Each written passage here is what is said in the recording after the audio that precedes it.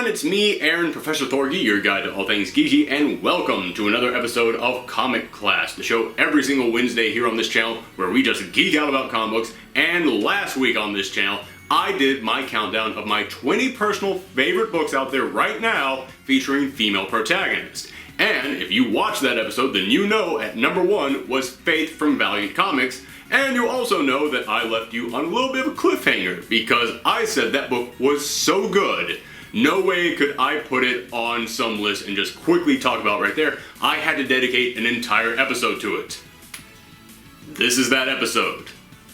You should probably have known that when you clicked on the title card, but thank you very much for clicking on it anyways. Now, let's go ahead and talk about Faith from Valiant Comics, but first off, let's talk about Valiant Comics. I know there's a lot of people out there who they love their superheroes. They love that whole idea of a shared universe among many different superheroes, but they kind of hate all the jumbled continuity. They kind of hate all the big crossover events that tie into every single book out there. They want to just read about the characters they love on their adventures and have them occasionally exist within this world full of other characters. You need to read Valiant. Valiant is this company. They started up back in the 90s and they had a pretty successful run back then, but then they kind of died down for a while. Nobody really talked about them anymore. But about 3, 4, might even be 5 years ago at this point. No, it was like 4 years ago. Why am I even including all this in the episode? Anyway, about 4 years ago, they came back and they came back with a vengeance. They brought back all their old characters, reimagined them and rebooted them all, and they have been so incredibly good. Some of my favorite books from any company over the last decade have all come from Valiant. They might not put out a ton of books, but what they put out has a huge variety to it and a massive success ratio. I can't really point to any of the books that I've read from them and gone, yeah, that was kind of a miss. Every single thing I've read from them, I've enjoyed. Sure, there's some things I've enjoyed more than others, but still, I've never felt bad about a purchase I made from Valiant Comics. That's the best thing I can say about them. And today, I'm going to be talking about Faith. But before I can start talking about Faith, I have to give you a little bit of a backstory on her so that you can understand her character before going into it, and also so that I can recommend another great series from Valiant. Now, Faith in the Valiant universe is what's known as a Psiot. It is someone who is born with a latent special superpower to them. Yeah, they're kind of like mutants. I'll go ahead and say that they are kind of like mutants, except that whereas with mutants, their powers just naturally manifest, with a Psiot, their powers kind of have to come out through some kind of a force, so that's a real big difference that I can draw between them two, and she first premiered in Harbinger. Now, Harbinger was one of my favorite books from Valiant when it was coming out. And I'm going to use the phrase when it was coming out to describe a couple of Valiant books because with Valiant, their series tend to run between 12 and 25 issues, and I know that's a little bit upsetting, but here's the thing. It kind of also works because it allows them to keep putting out their different books with different variety, and if you really enjoyed a book from Valiant, eventually you're going to see it come back again. Bloodshot was around for a while, it went away, now it's back and it's really good again. Archer and Armstrong was around for a while, it was really good, then it was gone for a while, and it's just coming back this week, and it is also pretty darn good. So yeah, don't worry, if you read a book and it's like, oh, but it's just going to end, it'll be back. Don't worry. Now, getting back to Harbinger. Harbinger was all about Peter Stanchek, and Peter was a Psiot with massive telepathic powers, so big that he was recruited by Toyo Harada. Toyo Harada was kind of like Bill Gates combined with Steve Jobs, combined with whoever it is that owns CNN. I don't keep up on the news that much. But anyway, he is this guy, he owns all these companies, all these news networks, and he is this huge humanitarian. Everybody all around the world loves him. And he is also building a school for Psiots. So he is also kind of like Professor X. So he recruits Peter Stanchek, brings him in, and goes, listen, we think that with your powers, you can actually activate other latent Psiots. You can actually use your power to put that force on them that will actually cause their powers to manifest. And Peter says, okay, I'll agree to that. He goes along with it. But as he starts to study under him, and as he starts to learn how to use his powers, it slowly gets revealed to him, he didn't get recruited by Professor X. He got recruited by Magneto. Yeah, this guy, Toyo Harada, is actually the bad guy, and he's even more powerful than Peter. And Peter has to get out of there, and what he takes with him is a list of all the reject Psiots, all the ones that Toyo Harada wasn't going to take. So Peter then goes out there and is like basically trying to get the Renegades. the outcasts, the people who were not good enough to go up against the super Omega Psiots and try and take Toyo Harada down. It is an awesome series, but it is so heavy. This was a book that every single issue, it was kind of depressing and really kind of dark. But here's the thing, I've mentioned so many times on this channel, I hate when people are just trying to be dark and depressing because they think that instantly equals good. No, it doesn't. It just equals lazy. Unless you do it right. And oh my god, Harbinger did it right. I've been comparing this to the X-Men a lot so far, and it kind of deserves that because reading this reminded me of the best moments from X-Men. You remember all those storylines which it was like, oh my gosh, this is getting really deep and really into these people's minds, and oh my gosh, these characters are bonding, but oh, under such horrible conditions. That was a lot of what Harbinger was, except for one thing, and that was faith. As I said, this whole series has been kind of serious and dramatic and felt heavy every single issue, like, oh my gosh, what's going to happen? And thank God Faith was there to lighten things up, because Faith is a geek. While all these other people had these powers forced upon them, put on them, and like, I don't know what to do with this. Like, Peter couldn't even control his telepathic powers, and he became a junkie because of it. Like I said, it gets pretty dark and depressing real quick. Faith is the one person who's like, why are you guys so sad? We're superheroes. This is amazing. And all of them are about to go down this dark path, but Faith was that one thing that was constantly showing them, no, there's a better way. We can actually be heroes. We can actually be something great. And she was the heart of the whole team. In fact, she's what made the whole team. And as I mentioned, not only was she super upbeat and super fun and super likable and super excited about everything and just lifted you up as a reader, but as I said, she's a geek. And that to me was the most charming thing about her. She wasn't just a superhero geek who is all about, oh my gosh, I get to have powers, this is amazing. She was a geek about everything. Comic books, Star Trek, Star Wars, anything else with star in the name, any kind of video game or TV show, anything out there. She was basically this channel incarnate, alright? Everything along my back wall here was going on in her mind at all times, alright?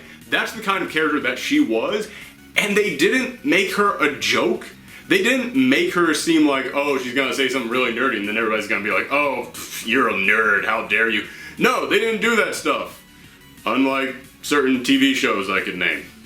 No, they actually treated her with respect. Yes, she was obsessed with all these sci-fi things, but she was also capable. She was also mature.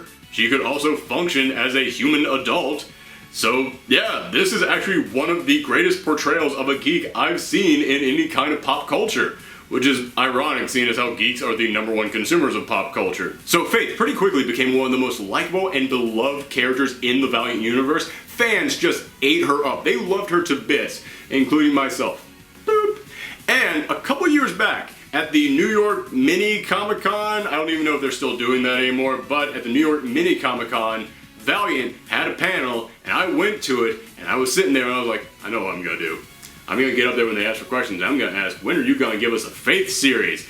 And someone beat me to it. I was not the only person in that audience that was like, no, seriously, when are we getting a Faith book? Well, now we finally have it.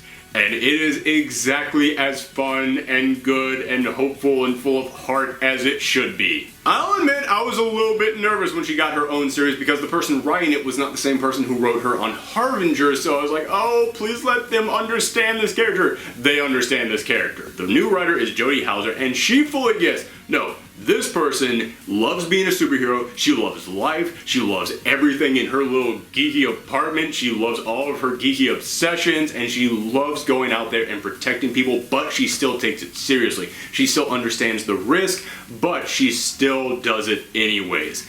There is a scene in the first issue that to me totally sums up who Faith is, in which she is searching around for crime, and she finds these people, and they're doing some illegal smuggling, so she breaks into their warehouse, and what they are illegally smuggling is puppies. They are illegally smuggling puppies, and she just loses it and just goes, what is wrong with you?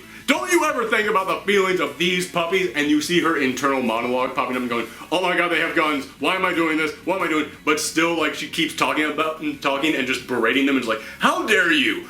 Look at yourself in the mirror. You are doing this to poor innocent animals. Why am I talking? Why am I still saying these things? It's like, oh, that is her perfectly. On the inside, she's the fan who's going out there living her dream, but occasionally it's scarier than what she thought. But on the outside, she's still a superhero. She's still going out there and doing her thing. And she also loves cute things and puppies. Puppies all behind her. It's like, this was the moment that sold me on this book, and I was like, this is exactly who this character is supposed to be, and they nailed it. And she's not really connected with her old Harbinger friends anymore, except for one, and I'll get to that in a second, but basically this book is her starting over and giving herself a brand new life. She even wears like little Clark Kent glasses and wig disguise, which I think is just wonderful. But she goes out to California because she wants to be an ace reporter, just like all the superheroes in the comic books, but she gets out there and she discovers, yeah, ace reporting, that's not actually a thing anymore. Newspapers don't really exist. So the best job she can get in that field is she's basically working for BuzzFeed. So she's sitting up there having to write all of these like catty, gossipy articles, and she hates it, and she's like, oh, but you know, I'm gonna try and do something good with this. And it just leads to some really good moments between her and her boss, especially in the second issue, because her old boyfriend on the Harbinger team was this guy named Torque. And Torque was another great character, because he was someone who suffered from a problem with his muscles. I'll admit I don't know the exact term for it, but basically he couldn't get out of bed. He couldn't really lift any muscle in his body because he was just so weak. And his superpower, when it eventually formed, was he could form this psychic body around himself. It's not his actual body, but he could basically form a psychic body that was the person he always wanted to be, and was a giant buff dude.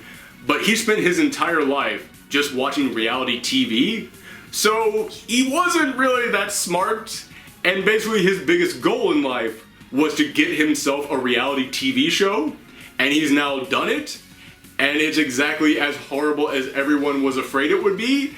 And in the second issue, her boss says, we want you to watch this reality show, and we want you to write a really scathing, terrible review of it. And her boss has no idea that she's Faith, that she's the superhero. So it was such a great moment in which she finally had to like sit down and watch her ex-boyfriend's reality show and just look at what horrible stuff he was now doing with his life. She tried to talk to him, tried to convince him, hey, you can still be a superhero, still do all this stuff. And it's a really good, powerful moment between the two of them. And then she gets back to work, and her boss has completely rewritten her article to make it seem just nasty and brutal. And I was like, oh my gosh, there is so much going on here. So many human elements to all these characters, and so much drama forming. I'm sorry if I kind of spoiled some of the stuff in the second issue, but trust me, there's way more to this book than just that. But I just had to bring it up because that was another great little thing to do with her character that kind of proved who she is as a person, and also shows the struggles that she's facing with not really villains, but just the people around her. And I absolutely loved it. So yes, that's all I'm going to say about Faith. Go out there, check it out. It is so much fun. And last week I said it's probably my favorite female character in books right now. I'm going to take that back. She might be my favorite character in comics right now. She is that freaking good, and she just speaks to me. She is that character I've always wanted, that character who is all about hope and faith and being upbeat and just enjoying being a superhero and going out there because she just wants to save the day. That's the stuff that I've been missing from comics for a long time now, and it feels very refreshing to have that again. So I thank you guys for watching this episode. If you have checked out Faith or any other Valiant books, let me know in the comments down below which one you would recommend to people. And for anybody out there who wants to read Valiant Comics, scroll through those comments, see what everybody else is saying. Hear from your fellow geeks on this one. So thank you guys very much. If you want to see some other episodes from me, click on them at the end of this. And if you're new to this channel, make sure you hit that subscribe for more fun geeky stuff every single week on this channel. Thanks everyone. Come back next time.